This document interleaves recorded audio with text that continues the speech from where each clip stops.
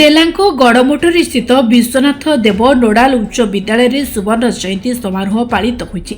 ବିଦ୍ୟାଳୟର 50 ବର୍ଷ ପୂର୍ତ୍ତି ଅବସରରେ ଏହି ଉତ୍ସବରେ ରାଜ୍ୟ ଆଇନ ପୂର୍ତ୍ତ ଓ ଅବକାରୀ ବିଭାଗ ମନ୍ତ୍ରୀ ପୃଥ୍ୱୀରାଜ ହରିଚନ୍ଦନ ମୁଖ୍ୟ ଅତିଥି ଭାବେ ଯୋଗଦେଇ ଐତିହ୍ୟ ସମ୍ପନ୍ନ ଡେଲାଙ୍ଗ ମାଟିକୁ ବହୁ ପ୍ରଶଂସା କରିଛନ୍ତି। ଏହାସହ ବିଦ୍ୟାଳୟର ବିକାଶ ଦିଗରେ ସରକାରଙ୍କର ସହଯୋଗ ରହିବ ବୋଲି ପ୍ରତିଶ୍ରୁତି ମଧ୍ୟ ଦେଇଛନ୍ତି। ଅନ୍ୟତମ ଅତିଥି ଭାବେ ପୁରୀ ସାଂସଦ ସମ୍ବିତ ପାତ୍ର, ପିପିଲି ବିଧାୟକ ଆଶ୍ରିତ ପଟ୍ଟନାୟକ, ପୂର୍ବତନ ସୂଚନା ଅଧିକାର କମିଶନ ତଥା ସମାଜସେବୀ ଜଗଦାନନ୍ଦ ମହାନ୍ତି, ଜିଲ୍ଲା ଅତିରିକ୍ତ ଶିକ୍ଷା ଅଧିକାରୀ ହିମାଂଶୁ ଭୂଷଣ ସମର୍ଥ ପ୍ରମୁଖ ଯୋଗଦେଇ ଏହି ପୁରାତନ ବିଦ୍ୟାଳୟ ଗଠନରେ ବ୍ୟକ୍ତିବିଶେଷକୁ ମନେ ପକାଇ ପୁରାତନ ଛାତ୍ର ରମେଶ ରାଉତରାୟ, ବିଘ୍ନେଶ ହରିଚନ୍ଦନ, ହରିହର ବଳବନ୍ତ ରାୟ ପ୍ରମୁଖଙ୍କ ଭୂମିକା ମନେ ପକାଇ ଉପସ୍ଥିତ ଥିବା ବେଣୁଧର ରାଉତରାୟଙ୍କୁ ବହୁ ପ୍ରଶଂସା କରିଥିଲେ। ଏହି ବିଦ୍ୟାଳୟର ସ୍ମରଣିକା ପତ୍ରିକା ଅତିଥିମାନଙ୍କ ଦ୍ୱାରା ଉନ୍ମୋଚିତ ହୋଇଥିଲା। ବିଦ୍ୟାଳୟର ପ୍ରଧାନ ଶିକ୍ଷକ ପରଶୁରାମ ଜେନା ଏଥିରେ ସଭାପତିତ୍ୱ କରିଥିବା ବେଳେ ପୁରାତନ ଛାତ୍ର ଗଙ୍ଗାଧର ବରାଳ ମଞ୍ଚ ପରିଚାଳନା କରିଥିଲେ।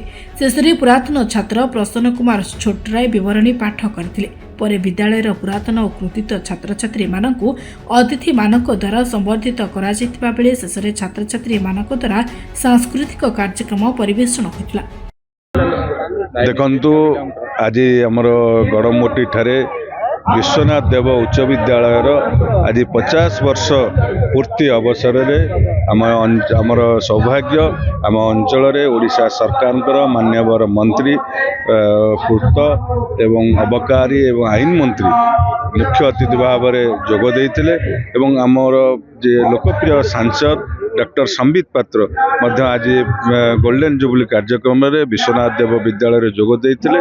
ତେଣୁ ଆଜି ଏ ଶୁଭ ଅବସରରେ ଏ ବିଦ୍ୟାଳୟକୁ 50 ବର୍ଷ ପୂର୍ବରୁ ଗଢ଼ି ତୋଳିଥିବା ଏ ଅଞ୍ଚଳର ସମସ୍ତ ମହାନ ବ୍ୟକ୍ତିତ୍ୱମାନଙ୍କୁ ପ୍ରଣାମ ଜଣାଉଛି ଏବଂ ତାଙ୍କର ଯେଉଁ ଦିଗ୍ଦର୍ଶନ ଥିଲା ଆଜି ଏ ସ୍କୁଲ 50 ବର୍ଷରେ 2400ରୁ ଉର୍ଦ୍ଧ୍ୱ ପିଲାଙ୍କୁ ତାର ବିଦ୍ୟାଳୟରୁ ଉତ୍ତୀର୍ଣ୍ଣ କରି ସମାଜର ବିଭିନ୍ନ କ୍ଷେତ୍ରରେ ଦେଶ ଏବଂ ରାଜ୍ୟରେ ଆଜି ବିକାଶ କାମରେ ଲାଗିଛନ୍ତି।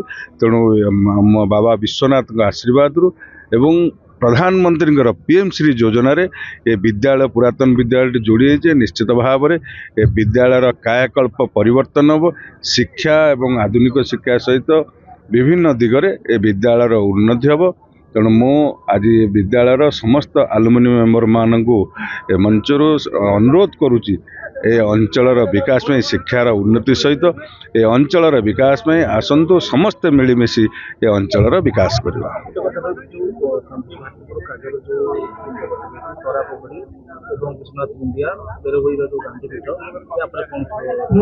ଦେଖନ୍ତୁ, ଯେଉଁ କେତୋଟି କଥା କହିଲେ ବିଭିନ୍ନ କଥା ଆମ ଅଞ୍ଚଳ ଡେଲାଙ୍ଗ ପିପିଲି ଅଞ୍ଚଳ ହେଉଛି ଗୋଟେ ସମ୍ଭାବନାର ଅଞ୍ଚଳ ଏବଂ ରାଜଧାନୀର ନିକଟବର୍ତ୍ତୀ ଅଞ୍ଚଳ।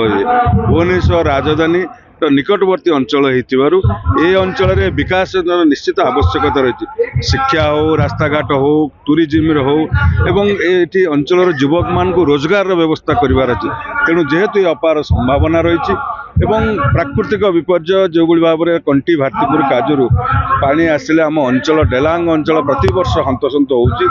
ଅତ୍ୟାଧୁନିକ ଯୁଗରେ ସାଇନ୍ସ ଆଣ୍ଡ ଟେକ୍ନୋଲୋଜି ଯୁଗରେ କିଭଳି ଭାବରେ ୟାକୁ ପ୍ରତିହତ କରାଯାଇପାରିବ, ବନ୍ୟା ଦାଉରୁ ଡେଲାଙ୍ଗ ଅଞ୍ଚଳକୁ ରକ୍ଷା କରାଯାଇପାରିବ ଏବଂ ଖରାଦିନେ ପାଣିର ଯେଉଁ ବ୍ୟବସ୍ଥା ଅସୁବିଧା ରହୁଛି କିଭଳି ପାଣି ସୁରୁଖୁରୁରେ ମିଳିପାରିବ ଏବଂ ଏ ଅଞ୍ଚଳର ଯେଉଁ ଐକ୍ୟ ରହିଛି ତାର ଉନ୍ନତି ବେରବୀ ଗାନ୍ଧୀପୀଠ କୁହନ୍ତୁ କି ବିଶ୍ୱନାଥ ମଣ୍ଡିଆକୁ ଲୋକଙ୍କର ବହୁତ ଆଶା ରହିଛି କିଭଳି ଗୋଟେ ରାସ୍ତା ହେଲେ ଦର୍ଶନ କରିବାକୁ ଯିବା ପାଇଁ ବିଶ୍ୱନାଥ ଦେବଙ୍କର ଯେଉଁମାନେ ଭକ୍ତ ରହିଛନ୍ତି ଆମ ଅଞ୍ଚଳବାସୀ ଏବଂ ବିଭିନ୍ନ ଆଡ଼ୁ ଲୋକ ଆସୁଛନ୍ତି। ତେଣୁ ଏହିସବୁ ଯେଉଁ ରହିଛି ଟୁରିଜିମଠୁ ଆରମ୍ଭ କରି ବିଭିନ୍ନ କଥା ନିଶ୍ଚିତ ଭାବରେ ୟାର ପ୍ରୟାସ କରାଯାଉଛି। ମୋର ଆଶା ବିଶ୍ୱାସ ମୋହନ ମାଝୀଙ୍କ ସରକାର ଏବଂ ଡବଲ ଇଞ୍ଜିନ ଯେଉଁ ସରକାର ଅଛି ଏ ଅଞ୍ଚଳକୁ ବିକାଶ ପଥରେ ଆଗେଇ ନେବା ପାଇଁ ଆମେ ସକ୍ଷମ ହେବୁ। ଆଉ ଏ ଅଞ୍ଚଳର ଅଧିବାସୀଙ୍କର ଆଶୀର୍ବାଦ ରହିଛି। ନିଶ୍ଚିତ ଭାବରେ ଏ ଅଞ୍ଚଳକୁ ବିକାଶ ମାନ୍ୟବର ମନ୍ତ୍ରୀ ମହୋଦୟ ଯେଉଁ ରାସ୍ତା କଥା କହିଲେ ନିଶ୍ଚିତ ଭାବରେ ଗୁରୁତ୍ୱପୂର୍ଣ୍ଣ ରାସ୍ତା। ସୌଭାଗ୍ୟର କଥା ଯେ ଆମ ଅଞ୍ଚଳ ଦେଇ ଯେଉଁ PTK ରାସ୍ତାଟି ପଟ୍ଟନାୟକ ଡେଲାଙ୍ଗ ଆଉ ଖୋର୍ଦ୍ଧା ରାସ୍ତାଟି ସେ ନିଶ୍ଚିତ ଭାବରେ ଯେଉଁ କଥା ମୁଁ ଆଗରୁ କହି ଆସିଥିଲି ଏବେ ବି ଆଜି ମନ୍ତ୍ରୀ ତାଙ୍କ ମୁହଁରେ କହିଲେ ଏହାକୁ 4 ଲାଇନ୍ କରାଯିବ ସୁଦୃଢ଼ୀକରଣ ଏବଂ ଗମନାଗମନର ଯେଭଳି ଭାବରେ ସୁବିଧା ହୋଇପାରିବ NH 6ରୁ NH 316କୁ सोल को कनेक्ट हो पार तेणु ए कथा को निश्चित भाव में आगामी दिन में आम अंचल गोटे सौभाग्य पिपिली धीरेन्द्र महाराणा का रिपोर्ट निरपेक्ष।